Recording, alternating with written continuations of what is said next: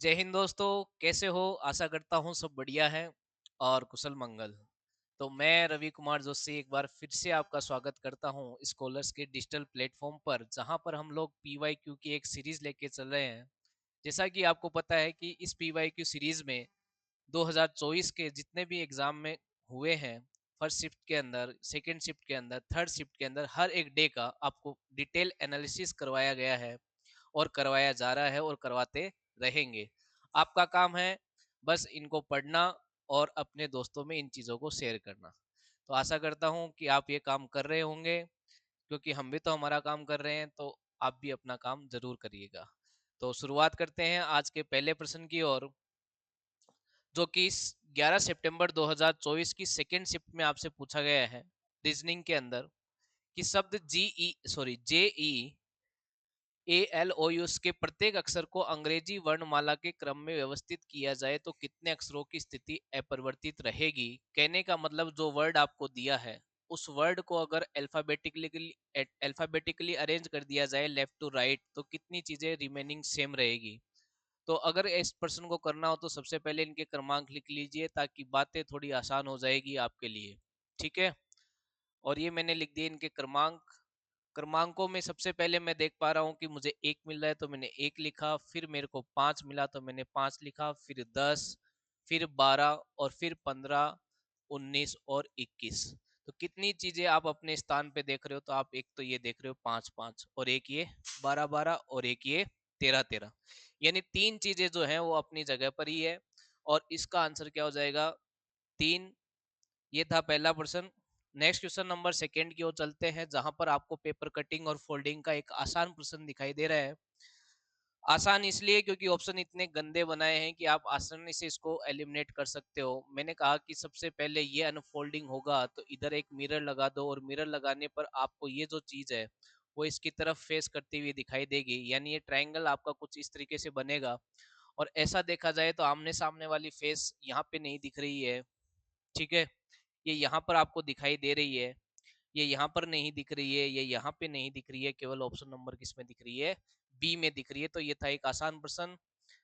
Next question number third की ओर चलेंगे, जहां पर आपको बोला गया है कि निम्नलिखित संख्याओं में से तीन में किसी प्रकार से एक समान है और एक संख्या जो है वो असंगत है, उस असंगत का चयन कीजिए। कहने का मतलब आपको ओड वन आउट निकालना है।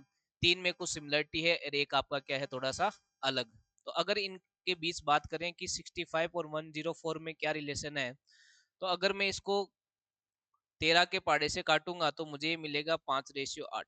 ठीक है। सॉरी, अगर बात करूं मैं 45 और 70 की, तो ये मुझे 45 और 70 में ये रेशियो आपको दिखाई नहीं देगा, क्योंकि मैक्सिमम आप 5 से काट सकते हो 9, और 5 एकम 5, 2 बचेगा तो ये 14। लेकिन अगर 75 और 120 की बात करें, तो बिल्कुल आपको 15 के पहाड़े से काटने पर 15 5 75, और 15 8 120। और इसी तरीके से 90 और 144 की बात करें, तो आप कहोगे सर 18 पंजो 90 और 18 8 144। ये 5:8, 5:8, 5:8 सिमिलरिटी बनी। और ये आपका अलग होगा, यही बताना था कि तीन में जो सिमिलर है और एक आपको अलग बताना। तो इस तरीके से इस चीज को आप अलग देख सकते हो। इसका आंसर हो जाएगा बी।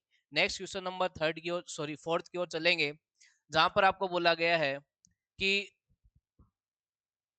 जो रिलेशन इन तीनों के अंदर आप देख रहे हो और इन तीनों में देख रहे हो, वही रिलेशन आपको कौन से ऑप्शन में दिखाई दे रहा है। तो सबसे पहले इसको समझने की कोशिश करेंगे कि 18 17 और 35 में क्या रिलेशन है। तो मैं ये कह सकता हूँ कि 18 गुणा 2 करेंगे तो 16 आएगा, 16 प्लस 1 करेंगे तो क्या आएगा, 17। और आगे अगर बात करें तो 17 गुणा 2 प्लस 1 करने पर मुझे मिल जाता है 35। क्या यही लॉजिक यहाँ पर है? तो बिल्कुल 23 गुणा 2 प्लस 1 और 47 गुणा 2 प्लस 1। तो लॉजिक आपको लगाना है गुणा 2 प्लस 1। तो यहाँ पे गुणा 2 प्लस 2 हो रहा है, तो ये आपका आंसर नहीं होगा। यहाँ पे गुणा 2 प्लस 1 हो रहा है और यहाँ पे भी गुणा 2 प्लस 1 हो रहा है, तो यही आंसर होगा। आगे आपको चेक करने की आवश्यकता नहीं है। नेक्स्ट क्वेश्चन नंबर अपन चलेंगे 5 की ओर, जहां पर आपको एक मिरर इमेज पूछा है कि सॉरी, मिरर इमेज नहीं पूछा है, आपको पूछा है कि उस विकल्प आकृति का चयन कीजिए जिसमें दी गई आकृति सन्निहित है। यानी कहने का मतलब एम्बेडेड फिगर से ये क्वेश्चन लिया है और आपको बताना है कि ये आकृति आप कहाँ से कौन से डायग्राम में से ले सकते हो जिसमें 4 ऑप्शन आपको दिखाई दे रहे हैं। बस शर्त यह है कि रोटेशन नहीं आना चाहिए। तो अगर बात करूं इससे आप ये आकृति नहीं ले पाओगे। अगर बात करें इस आकृति को तो आप यहाँ से ले सकते हो, बिल्कुल ले सकते हो। तो आपका ऑप्शन बी हो जाना चाहिए। ये नहीं होगा, देखो आप ये जो चीज है, ये वाली चीज इसके जुड़ी हुई है यहाँ पर, क्लियर है। और यहाँ पे आपको ये गैप दिखाई दे रहा है तो ये भी नहीं होगा। और अगर चौथा ऑप्शन मैं आपको दिखाऊं तो ये तो बिल्कुल ही नहीं होगा। क्लियर है बात। तो इसका आंसर क्या हो जाएगा आपका ऑप्शन नंबर बी, जो कि आपको इसमें दिखाई दे रहा है। ठीक है, ये था question number 5। Next question number 6 की ओर चलेंगे। तो 6 आपका एक ब्लड रिलेशन से क्वेश्चन लिया गया है, वो भी कोडेड ब्लड रिलेशन। और इन प्रश्नों को सोल्व करने का तरीका है कि जो आपसे पूछा है सबसे पहले उस पर गौर कीजिए, और जो जो आपको जिस सिंबल का जो मीनिंग दिया है वो आप इनमें से देखिए। अगर बात करें माइनस की, तो माइनस का मीनिंग यहाँ पर जो दिया है वो दिया है सन से, तो मैं लिख लेता हूँ सन। और प्लस का मीनिंग आपको क्या दिया है, तो आपने कहा सर प्लस का मीनिंग दिया है वाइफ यानी पत्नी। ठीक है। और डिवाइड का मीनिंग आपको क्या दिया है, तो आपने कहा सर डिवाइड का मीनिंग दिया है फादर, तो मैंने लिख लिया फादर। और उसके बाद मल्टीप्लाई का मीनिंग आपको क्या दिया है, तो आपने कहा सर मल्टीप्लाई का मतलब दे रखा है हस्बैंड। तो मैंने ये सारी चीजें लिख ली जो मेरे को बोला गया। अब आपको प्रश्न क्या पूछा है, how is P related to T, यानी पी क्या लगता है टी का, पी क्या लगता है टी का। तो देखो यहाँ पर अपने आप को रखो कि ये मैं, ये मेरा हस्बैंड, ये मेरे हस्बैंड के पिता मेरे ससुर, और ये मेरे ससुर की वाइफ यानी मेरी मेरी सास, और ये मेरी सास के बेटे, मेरी सास के बेटे या तो हस्बैंड होता है या क्या होगा, देवर होगा। क्लियर है, यानी सन किसे क्या कहते हैं, ब्रदर इन लो। क्लियर है बात। तो सीधी सिंपल सी बात है, यहाँ पे आपके लिए पति का ऑप्शन है नहीं, तो आपका आंसर क्या हो जाएगा एक, क्योंकि सास का बेटा दो ही हो सकता है, या तो पति हो या फिर पति का भाई जिसे आप देवर कहते हो, या फिर बड़ा है तो उसको जेठ बोलते हैं अपनी भाषा में।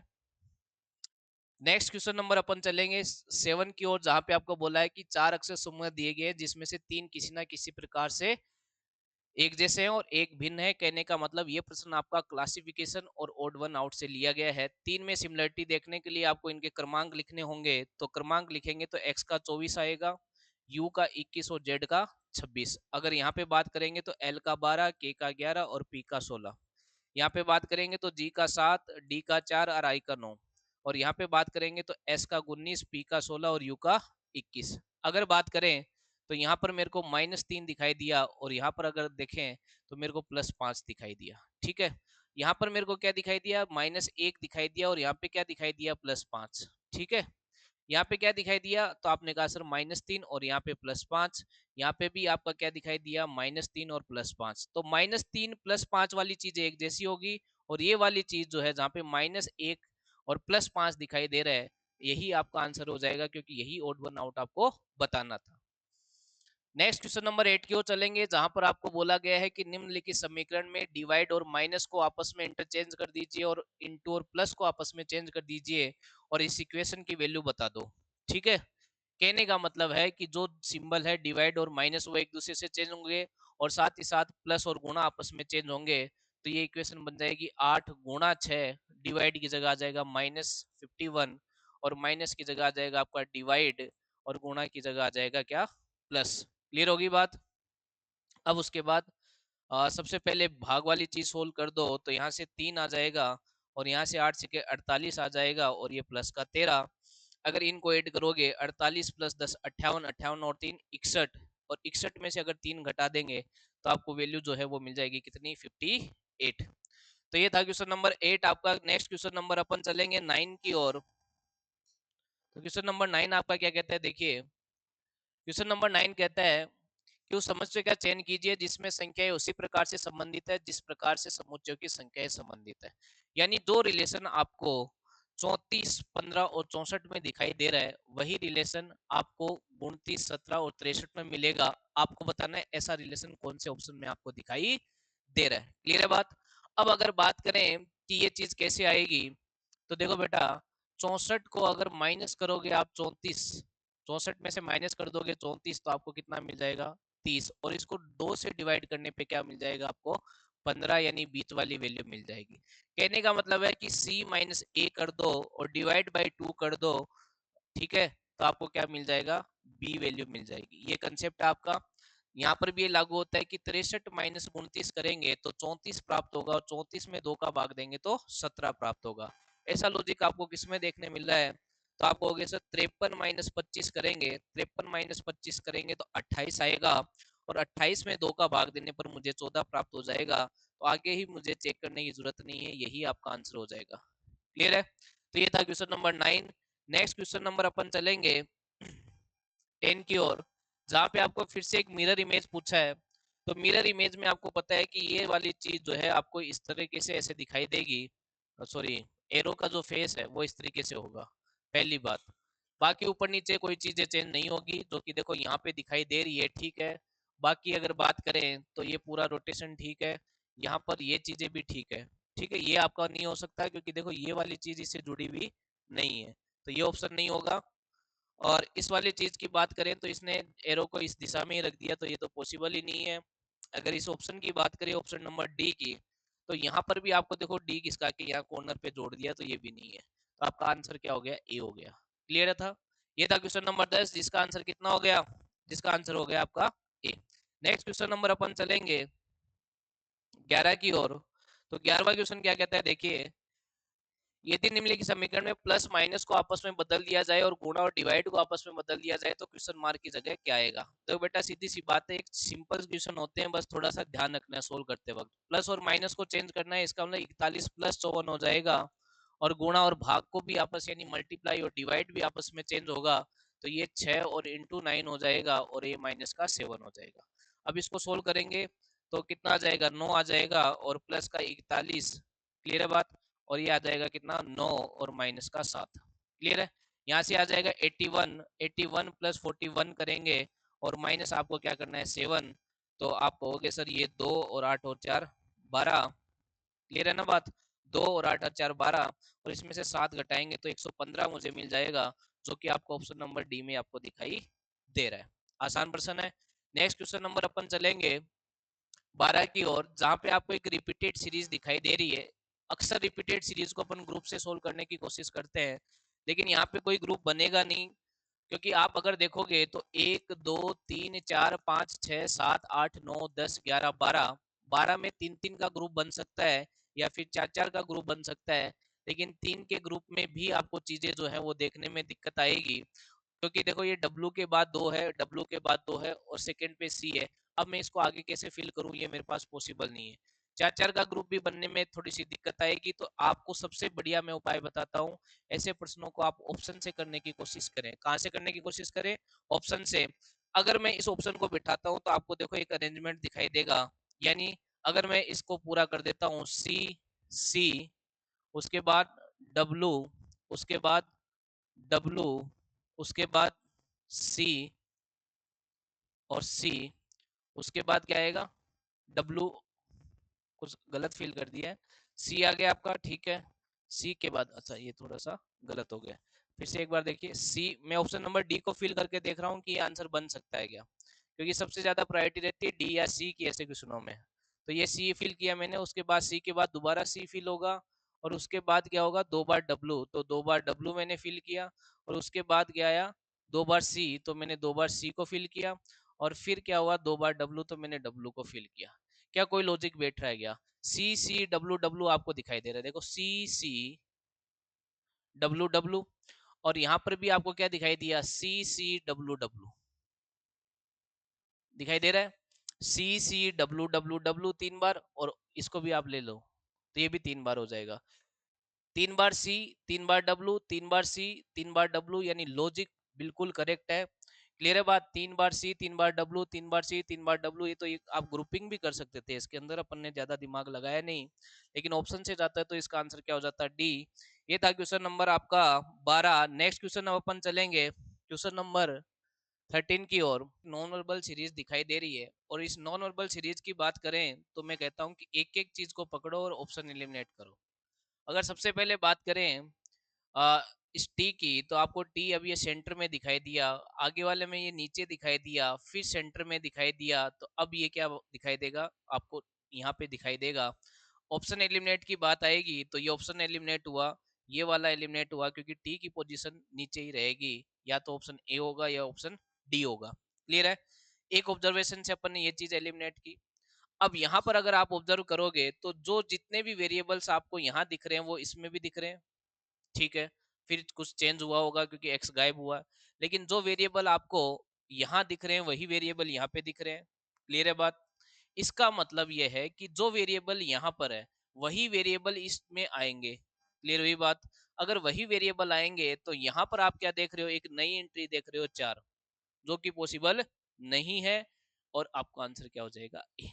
ये कंप्लीट आपके ऑब्जर्वेशन पे चीजें डिपेंड करती है। नेक्स्ट क्वेश्चन नंबर 14 की बात करें तो ये आपको एक सादृश्यता का क्वेश्चन दिखाई दे रहा है, जहां पर कहा जाता है कि जो रिलेशन आपका ट्रेनर का इसके साथ है, इसका इसके साथ है, वही उस चीज का जो पूछा है वो क्या होगा। तो सबसे पहले अपन लिखेंगे क्रमांक, जिसका 20, 18, 1, 9, 14, 5 और 18। यहाँ पर बात करें तो कितना हो जाएगा, 22, 20, 3, 9, 17, 8 और 21। अब अगर इनमें सीक्वेंस की बात करें तो ये +2 दिखाई देता है, और यहाँ पर बात करें तो +2 दिखाई देता है। फिर आगे आपको फिर से +2 दिखाई दिया, लेकिन यहाँ पर आकर आपको वैसी की वैसी स्थिति दिखाई दी। यानी 3 लेटर में +2 +2 +2 दिखाई दिया, लेकिन चौथा लेटर आपको सेम दिखाई दिया। उसके बाद आपको क्या दिखाई दिया, तो आपने कहा सर +3 दिखाई दिया, यहाँ पे भी +3 दिखाई दिया, और यहाँ पे भी +3 दिखाई दिया। स्टार्टिंग है 3 लेटर में +2, फिर सेम, फिर आगे +3। क्लियर है?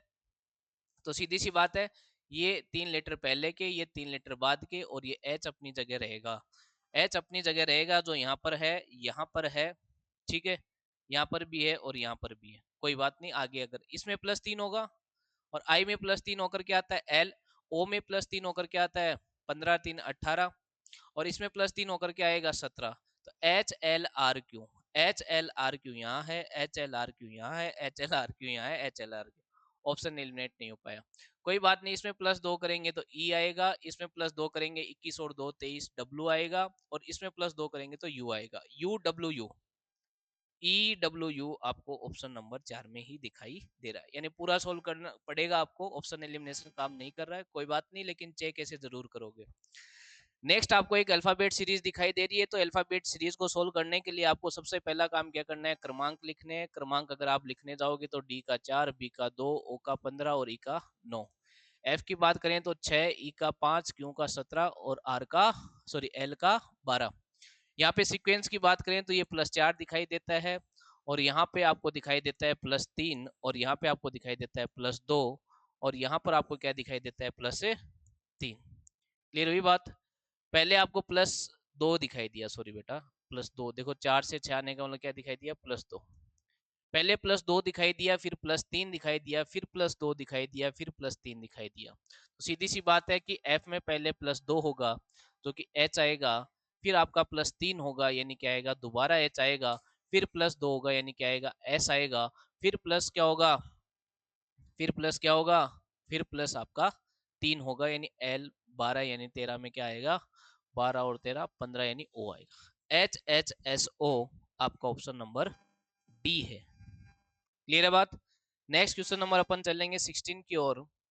तो क्वेश्चन नंबर 16 आपका कहता है, देखिए कि उस विकल्प का चयन कीजिए जिसमें संख्या के मध्य वही संबंध है जो नीचे दिए गए युग्म संख्या के मध्य है।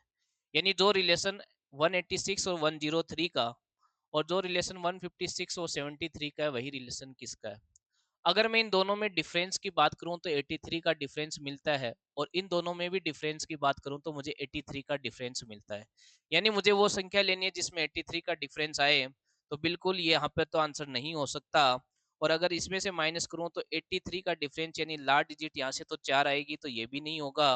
और यहाँ पे बात करूं तो बिल्कुल मुझे 83 दिखाई देगा। क्लियर है? ये था क्वेश्चन नंबर आपका 16। नेक्स्ट क्वेश्चन नंबर 17 की ओर चलेंगे। तो क्वेश्चन नंबर 17 आपको एक सीरीज दिखाई दे रही है, और सीरीज भी आपको बढ़ती हुई दिखाई दे रही है। तो सीरीज का पैटर्न अगर बढ़ती हुई दिखे तो गुणा वाली चीजें काफी काम आती है। अगर मैं यहाँ पे बात करूँ तो दो चीजें होती है, या तो गुणा 6 हुआ या गुणा 7 हुआ। 6 वाला कंसेप्ट आगे नहीं फॉलो होता है, तो मैं ये मानता हूँ कि मैंने यहाँ पे गुणा कितने का किया, 7 का, तो 7 माइनस 1 करने पर 20 मिलता है। और अगर यहाँ पे बात करें तो 20 गुणा 6, प्लस 1 करने पर 121 मिलता है। तो एक बार माइनस तो फिर प्लस और नंबर घटते हुए दिखाई दे रहे हैं। तो यहाँ पर अगर बात करें तो 121 पहले 5 से गुणा होगा तो 5 दूनी 10, 1 605 आएगा और फिर माइनस 1 हो जाएगा। देखो बिल्कुल देखो, अब ये गुणा 5 माइनस 1 होगा, गुणा 5 माइनस 1। अब अगर यहाँ पे बात करेंगे तो क्या आएगा, गुणा 4 प्लस 1, गुणा 4 प्लस 1, क्लियर है। और आगे क्या आएगा तो आप कहोगे सर गुणा 3 माइनस 1।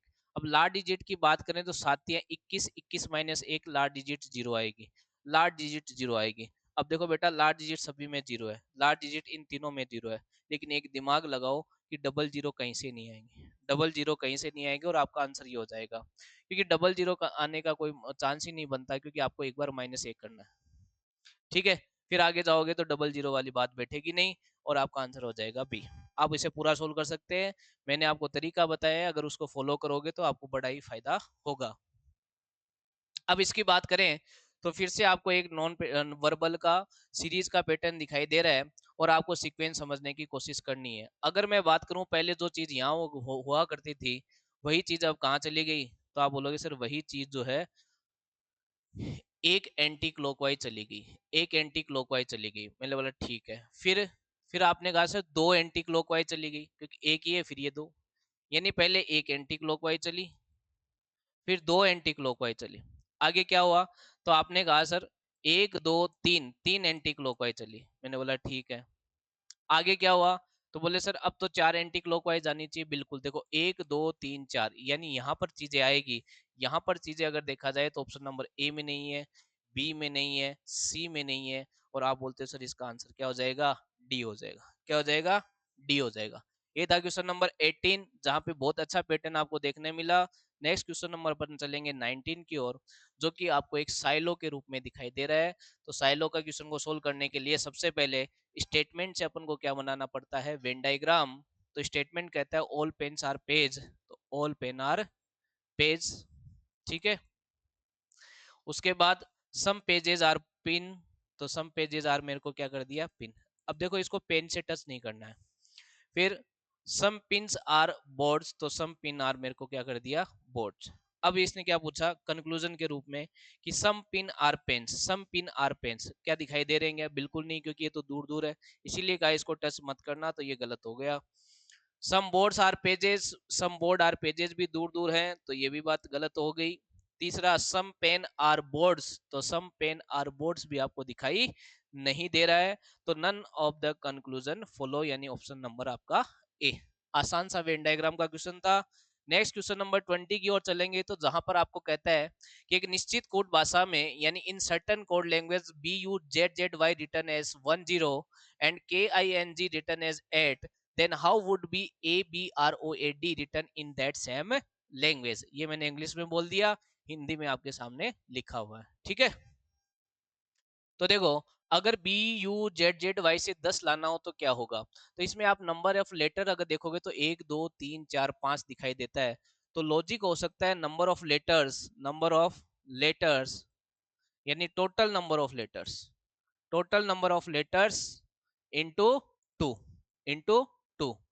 तो ये लॉजिक यहाँ पे भी लागू हो रहा है। देखो 1 2 3 4 और 4 गुना 2 8 दिखाई दे रहा है, तो अब इसमें नंबर ऑफ लेटर कितने, 1 2 3 4 5 और 6, तो 6 गुना 2 आपका आंसर होगा, यानी आपका ऑप्शन नंबर ए। क्लियर है, लॉजिक को आप नोट डाउन कर सकते हो अपने नोटबुक में। नेक्स्ट क्वेश्चन नंबर 21 की बात करते हैं, जहां पे आपको एक ही पासे की दो फॉर्म दिखाई दे रही है। आपको पूछा है भाई साहब बताओ कि एक के पीछे क्या होगा। तो बेटा देखो एक कहीं पे नहीं है और एक उसी के पीछे होगा जो दोनों जगह कॉमन होगा। जो बच्चा हर एक शिफ्ट करते आ रहा है वो तुरंत इसका आंसर देख गया होगा। अगर मान लो पहली बार जुड़े तो मैं आपको बता देता हूँ, यहाँ पर आपको ये देखना होता है कितनी चीजें कॉमन है। तो आपने कहा सर एक ही चीज कॉमन है, कौन सी, 6। जब कॉमन एक ही है तो आपको घड़ी की दिशा में घूम जाना होता है दोनों जगह, और इस तरीके से लिख देनी है चीजें, ठीक है। यहाँ पे 6, 2 और 3। तो अब देखो 5 के पीछे 3, 4 के पीछे 2 और इस 6 के पीछे क्या है, 1, जो नंबर आपको पूछा है। तो एक के पीछे क्या हो गया आपका, 6। ये था क्वेश्चन नंबर आपका 21। नेक्स्ट 22 की ओर चलेंगे, तो फिर से आपको एक साइलो का क्वेश्चन दिखाई दे रहा है। तो फिर से अपन क्या बनाएंगे, वेन डायग्राम। तो वेन डायग्राम अगर बनाते हैं तो देखिए स्टेटमेंट क्या है, ऑल एप्पल आर मैंगोज, तो ऑल एप्पल आर मैंगोज का अपन ने क्या बना दिया, वेन डायग्राम। उसके बाद बोला ऑल मैंगोज आर लेमन्स, तो मैंने ऑल मैंगोज आर लेमन का डायग्राम बना दिया। फिर ऑल लेमन आर कीवीज, तो मैंने ऑल लेमन आर कीवी का डायग्राम बना दिया। फिर कंक्लूजन की बात करें तो इसने कहा ऑल एप्पल आर लेमन्स, तो देखो ऑल एप्पल आर लेमन्स, बिल्कुल लेमन के अंदर ही एप्पल आ रहा है, इसका मतलब ये बात सही है। ऑल मैंगो आर कीवी, बिल्कुल कीवी के अंदर ही मैंगो आ रहा है। तो जहां पर पिछले पर्सन में सारी चीजें गलत थी, यहाँ पे दोनों चीजें सही है। क्लियर है बात। नेक्स्ट क्वेश्चन नंबर अपन चलेंगे 23rd की ओर, जहां पे आपको पूछा है कि how many triangles in given figure, दी गई आकृति में कितने त्रिभुज है। चलो काउंट कर लेते हैं। मैं कहता हूं जब तक आपको 10-15 काउंट करवाता है तब तक आपको बेसिकली काउंट कर लेना चाहिए। तो देखो 1 2 3 4 5 6 7 8 9 और ये वाला 10। अब बच गया कौन सा होगा कि कोई दो को मिलाकर, तो कोई दो को मिलाकर आपका ट्राइंगल इसमें नजर दिखाई नहीं दे रहा, ना तीन को मिलाकर ना चार को मिलाकर। तो इंडिविजुअली देखा जाए तो यहाँ पे आपके 6 ही है, और इंडिविजुअली यहाँ पे भी देखा जाए तो आपके ये 4 ही है।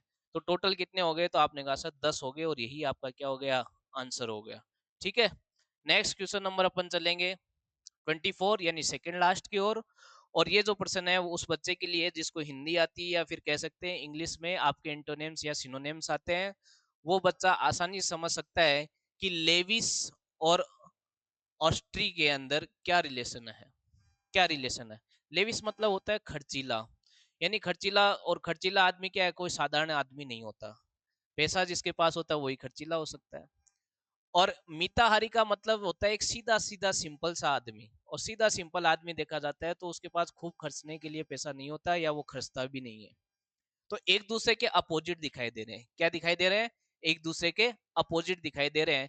तो इसी चीज को ध्यान में रखते हुए जो प्रिजुडाइज्ड है यानी पक्षपातपूर्ण है, यानी जो पक्षपात करता है, तो इसका जो अपोजिट है वो क्या हो जाएगा, इम्पार्शियल, यानी इम्पार्शियल यानी निष्पक्ष। क्लियर है। तो ये था क्वेश्चन नंबर 24 जहां पे आपको एंटोनिम देखना था। नेक्स्ट लास्ट क्वेश्चन आपका दिया हुआ है जो बोलता है in a certain code language VAIN written as OKBY, VAST written as UUBY, in that same language verb को क्या लिखा जाएगा। तो देखो सीधी सिंपल सी बात है, कोडिंग डिकोडिंग का प्रश्न जैसे ही देखे आप क्रमांक लिख लो, आपको बातें समझ में आएगी। तो V का 22, A का 1, I का 9 और N का 14।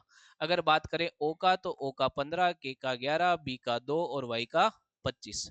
यहाँ पर आपको +1 दिखाई दे रहा है, यहाँ पे आपको +2 दिखाई दे रहा है, यहाँ पे वापस से आपको +1 दिखाई दे रहा है, लेकिन यहाँ पे आपको क्या दिखाई दे रहा है, +3। लॉजिक एकदम बढ़िया नहीं है, क्योंकि 1 2 जुड़ जाता तब तक ठीक थी, लेकिन 1 2 1 3 जोड़ा है, थोड़ा सा उठपटांग है, इसलिए इसने 2 हिंट दिए हैं। तो चलो यहाँ भी इस चीज को चेक कर लेते हैं। तो V का 22, A का 1, S का 19 और T का 20। अगर बात करें तो यहाँ पे U का 21, U का 21, B का 2 और Y का 25। यहाँ पे +1 दिखाई दिया, यहाँ पे +2 दिखाई दिया, यहाँ पे +1 दिखाई दिया। अब देखो बेटा यहाँ पे +3 दिखाई दिया, इसका मतलब लॉजिक वही है। तो आपको क्या करना है, बी में आपको +1 करना है, +1 किए, फिर आपको इसमें +2 करना है, फिर +1 यहाँ करना है, और यहाँ पे लास्ट में क्या करना है, +3। तो वी में +3 होगा तो आपका क्या आएगा, 22 और 3 ऐड हुआ है क्या, 22 और 3 25, बिल्कुल। तो आपको 22 और 3 25 ही करना पड़ेगा, यानी आपका आंसर में लास्ट में वाई आएगा। क्लियर है बात। अब पूरा सोल्व कर देता हूं। तो बी को +1 लिखोगे तो सी आएगा, आर को +2 लिखोगे तो टी आएगा, ई को +1 लिखोगे तो कितना आएगा, एफ आएगा, और लास्ट में आएगा V. C T F sorry Y, CTFY, जो कि आपको ऑप्शन नंबर डी में दिखाई दे रहा है। ये था आज का सॉल्यूशन इस शिफ्ट का। आई होप आपको बात समझ में आई होगी। तो पढ़ते रहिए, आगे बढ़ते रहिए। जय हिंद, जय भारत।